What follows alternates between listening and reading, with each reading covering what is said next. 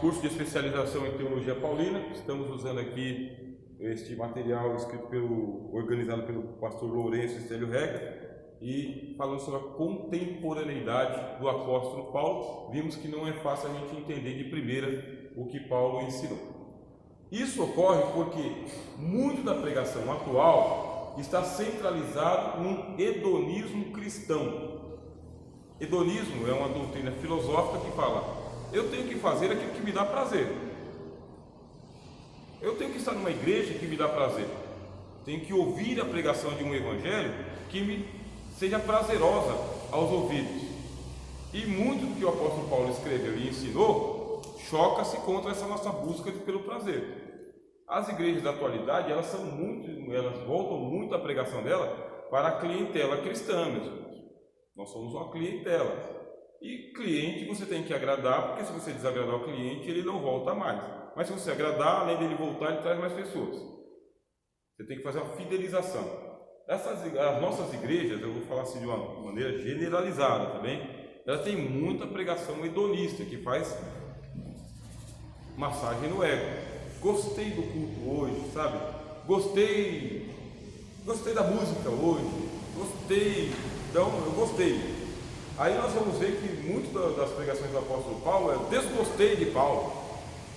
Embora a gente hoje esteja enaltecendo o apóstolo, é provável, ou pode ser provável, que se nós fôssemos discípulos de Paulo, a gente ia só até o próximo capítulo. A gente não ia mais. Tem um jovem chamado Marcos, que era sobrinho de Barnabé. Esse jovem chamado Marcos, ele só andou com o apóstolo Paulo até um pouquinho. Porque depois percebeu que Paulo, ele por ser fariseu, ele tinha um ascetismo muito grande. Ascetismo quer dizer, eu fico privado dos prazeres da carne, porque eu tenho uma missão a cumprir. Se eu tiver que deixar de beber, de comer, de dormir, de assistir televisão, de ir no cinema, eu vou fazer isso porque eu tenho uma missão a cumprir. Paulo fala, eu faço de tudo o seguinte, para que depois eu não venha a ser reprovado pelos outros, depois de ter pregado com um monte de gente. Não era tão fácil andar com o apóstolo Paulo por muito tempo. Nem Barnabé, que era uma pessoa que ele era cordial, meu filho.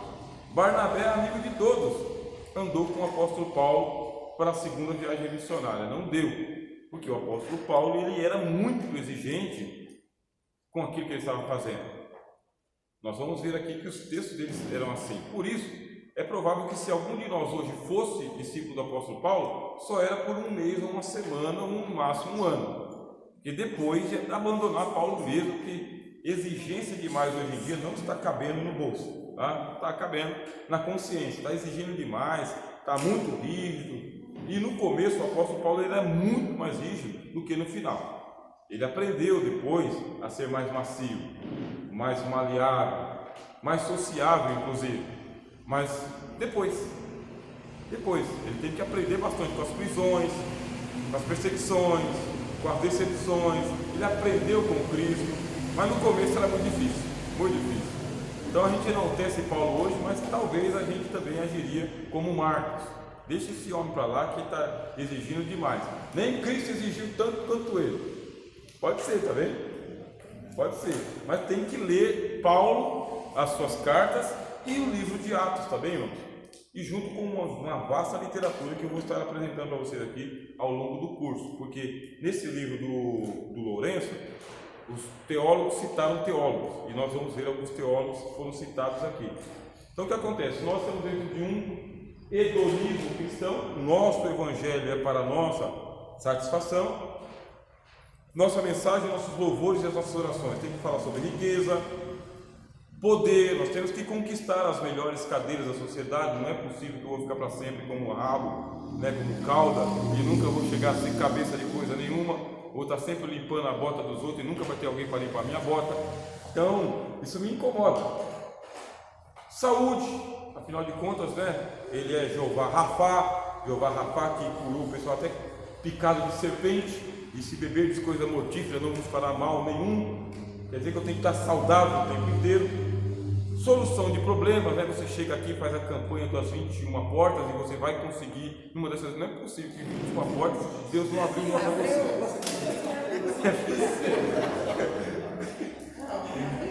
Então, nós temos uma linguagem evangeliquez, sabe? Essa linguagem do evangeliquez é uma linguagem que ela faz a gente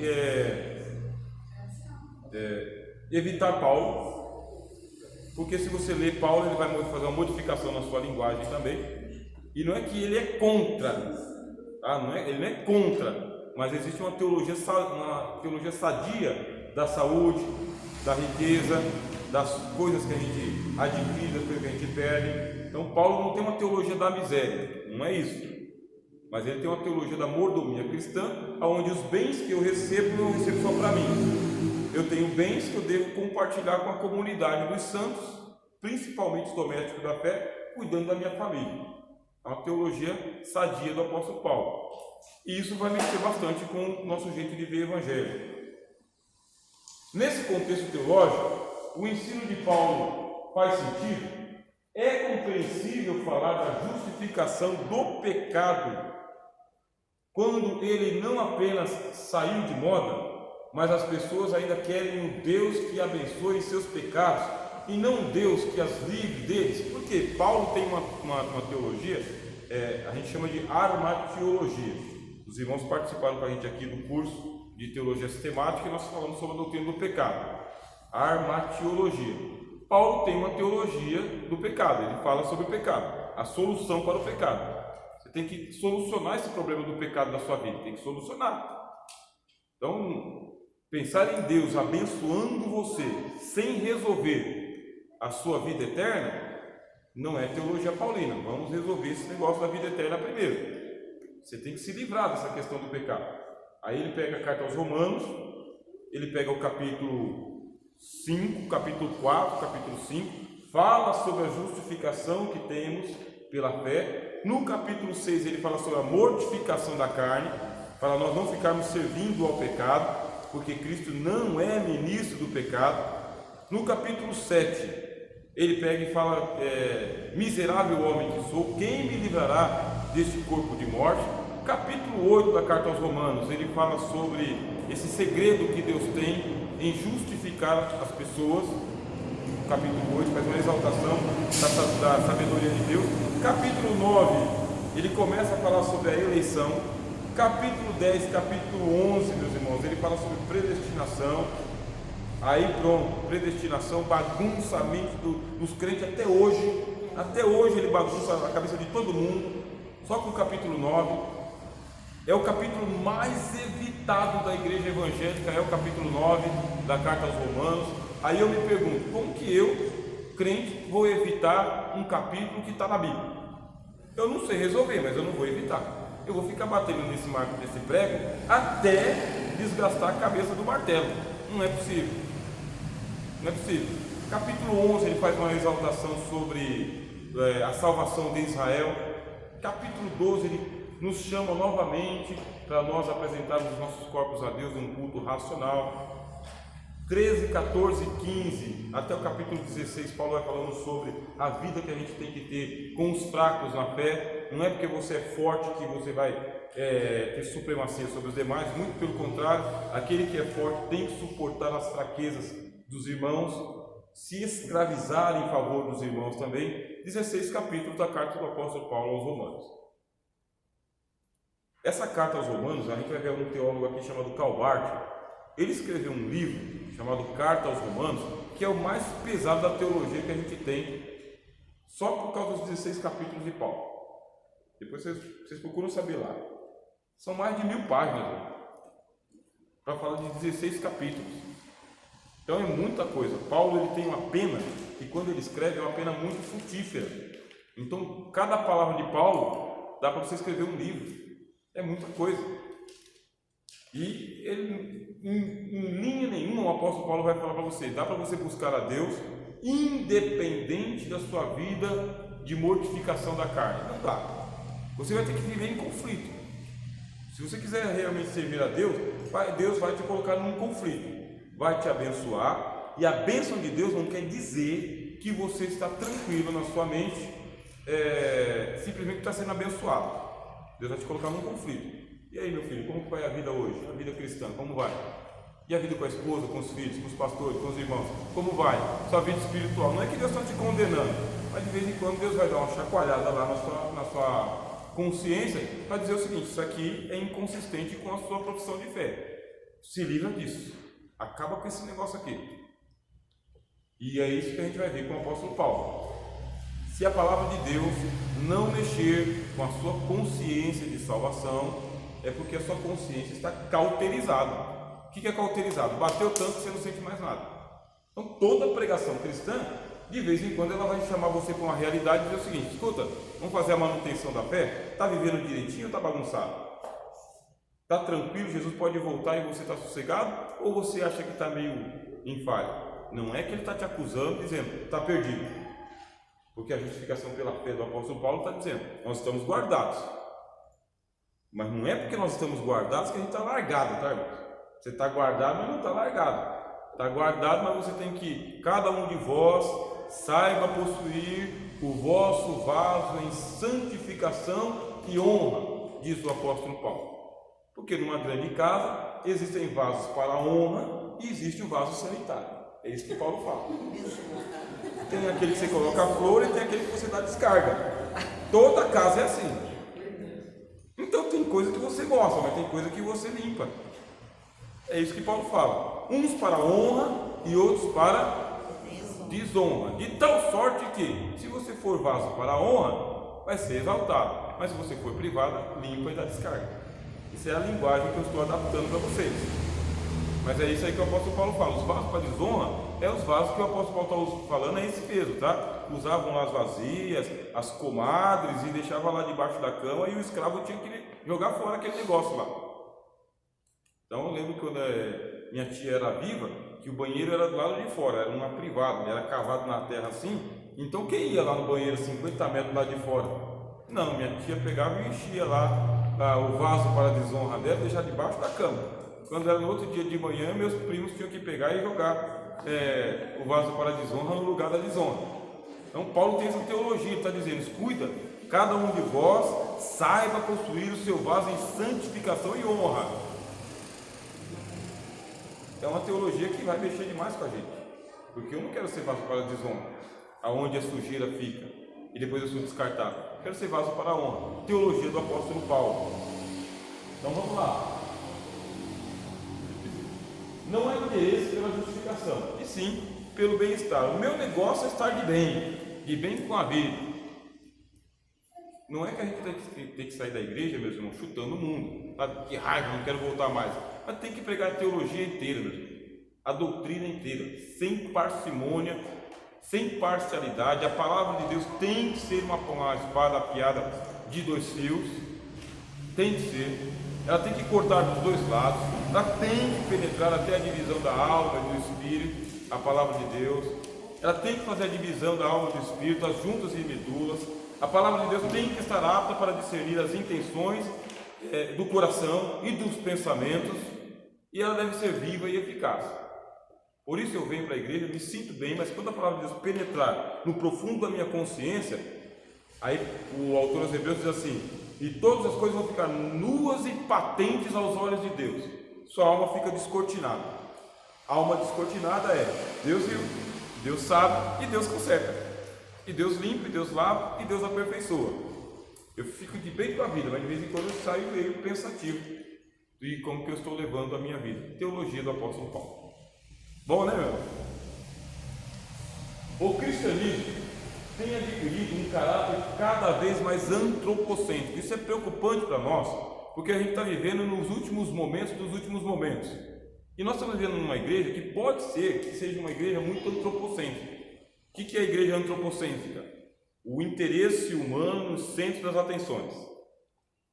Esse pastor aqui, o pastor Isaltino Coelho, ele foi discípulo de um pastor chamado João Falcão Sobrinho Neto. E esse pastor João Falcão Sobrinho Neto, ele escreveu um livro chamado Teologia da Mordomia Cristã. E neste livro ele falou o seguinte sobre o antropocentrismo: igrejas aonde você está ali para servir a si mesmo, o próprio ego. Só que nós não podemos ser uma igreja antropocêntrica.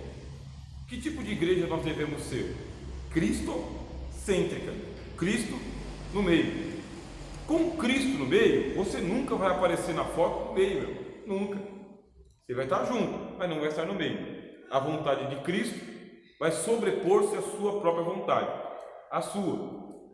E nós também não podemos ser uma igreja eclesiocêntrica, meus irmãos. O que é a igreja eclesiocêntrica?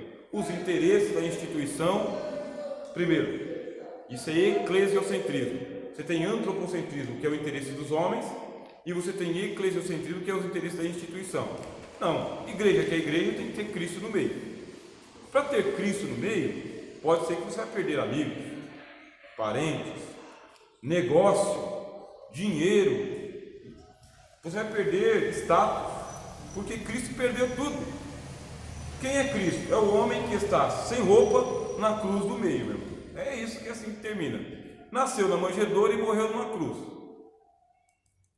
Esse é o Cristo. E o que aconteceu no meio da história? Os pobres ouvem o Evangelho. Pobre, o Cristo é o pobre. Pregava aos pobres, vivia com os pobres, comia com os pobres, e ele, o próprio Cristo disse: rapaz, as andorinhas do céu têm mais coisa que eu, porque elas têm um ninho, eu não tenho um ninho. A raposa tem mais do que eu, porque ela tem um covil, eu tenho nem covil. Filho do homem não tem nem onde reclinar a cabeça. A Jacó tinha uma pedra, Cristo não tinha nem onde reclinar a cabeça. Aí os teólogos dizem que Cristo está falando da sua morte na cruz, porque na hora dele reclinar a cabeça, né, ele não tinha onde reclinar a cabeça, foi sobre o próprio ombro. Então o Cristo, ele é apresentado para nós, o Cristo da cruz, como um homem que morre sem as roupas. Estão disputando as minhas túnicas, estão jogando sortes sobre ela. O Cristo da cruz não tem nenhum copo d'água, porque ele pede água, dá uma esponja de vinagre para ele. Aí Paulo pega e fala o seguinte: olha, e eu estou crucificado com Cristo, vivo, não mais eu, mas Cristo vive em mim. A vida que agora vivo, vivo na fé do Filho de Deus que se entregou por mim. Então Paulo fala isso aí aos Gálatas. Depois ele pega e ele fala aos Coríntios, que ele está identificado com Cristo, que ele tem que cumprir a missão dele. Isso que é importante. Ele diz assim: por nada tenho a vida por preciosa, nada eu tenho a minha vida por preciosa, contanto que eu venha cumprir a missão que eu recebi de Jesus, de anunciar o Evangelho. Isso é o apóstolo Paulo. Então, você está lendo Paulo, começa a ler demais, vai lendo, vai se intoxicando de Paulo, tá bem? Vai se envenenando com as coisas que ele está escrevendo lá, vai ficando contaminado de Paulo. Aí você fala: vou pregar isso. Quando você vai pregar Paulo, a sua pregação vai ter mexido com você e vai mexer com as outras pessoas também. Esses poucos versículos que eu estou citando para os irmãos aqui já dá uma balançada nos irmãos e nas irmãs. Já dá, porque eu não sei, eu estou crucificado com Cristo. Então o Cristo de Paulo é um Cristo que ele é pobre, que não tem onde cair morto, por assim dizer, não aceita propina de ninguém, não recebe elogios de ninguém. E Paulo diz o seguinte: sede, pois, os meus imitadores, como eu sou do Cristo. Eu imito. Você pode dizer que você imita Cristo e Paulo? Aí você fala: eu não imito, hoje eu não imito. Está difícil imitar Paulo, né? Então o cristianismo é diferente desse caráter antropocêntrico, em que a cruz é cada vez mais incômoda. É incômodo. Se a cruz não for incômodo, então a sua cruz tem estofado. Coloca uns estofados na minha cruz aí, porque está meio espinhuda, está espetando. Então nós queremos uma cruz mais suave, em que se fala do trono do cristão, mas não da cruz de Cristo, do qual o cristão deve partilhar. Neste cenário, será que faz algum sentido a declaração? Fui crucificado com Cristo, assim já não sou eu quem vive, mas Cristo vive em mim. A vida que agora vivo no corpo, vivo-a pela fé no Filho de Deus, que me amou e se entregou por mim. Eu vou fazer uma pausa, mas só para explicar aqui, Paulo falando aos Gálatas, capítulo 2, 20. Paulo, ele se sente crucificado com Cristo. E ele sente que Cristo está se encarnando nele de novo. Não é que Cristo está tomando lá uma espécie de reencarnação espírita, não é isso. Mas o modelo de cristianismo de Paulo é o seguinte: Jesus tem que viver por mim. Por mim. Aí o pastor Falcão, ele, que eu acabei de citar para vocês aqui, que foi mestre do pastor Exaltino, o pastor Falcão disse o seguinte: o cristianismo é a oportunidade que Jesus tem de nascer de novo em cada crente. Então, em cada crente, cada cristão, é a oportunidade de Cristo se encarnar, viver por seu intermédio. Quer dizer que Cristo vai usar suas pernas, seus braços, sua inteligência, sua família, suas finanças, sua saúde. Cristo vai se encarnar em você. Como? Vai te dar o Espírito Santo. O Espírito Santo vai viver em você. O Espírito Santo só fala de Jesus, só exalta Jesus. É a oportunidade que ele tem. Quanto mais você nega a si mesmo, mais você assume o caráter de Cristo. Quanto mais você vai assumindo Cristo, mais cruz você vai carregando. E a cruz ela começa com 30 quilos, mas ela termina com 300. Que Deus prepare um Simão Sirineu para te ajudar, meu irmão. Porque de vez em quando você vai tombar com essa cruz nas costas. E o pessoal vem te ajudar e ainda vai pegar e falar: opa, levanta. Então é cristão e cruz. Tá bom?